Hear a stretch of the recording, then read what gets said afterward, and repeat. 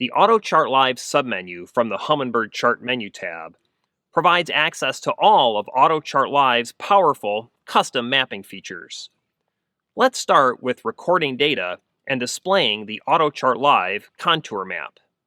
From the Humminbird Chart menu tab, select AutoChart Live using the up and down arrow keys. Then, enter the AutoChart Live submenu using the right arrow key. When we collect data for AutoChart Live, we create a data file that contains GPS position and depth information.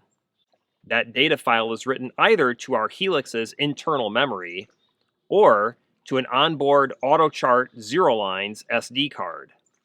To start or stop recording data, select Record from the AutoChart Live submenu using the up and down arrow keys.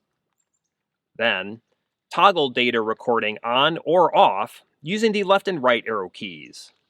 AutoChart Live will process your recorded data into a custom contour map, but you still need to tell your HELIX that you want to display it.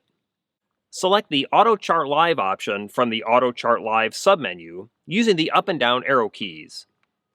Then, toggle the contour map from hidden to visible using the left and right arrow keys.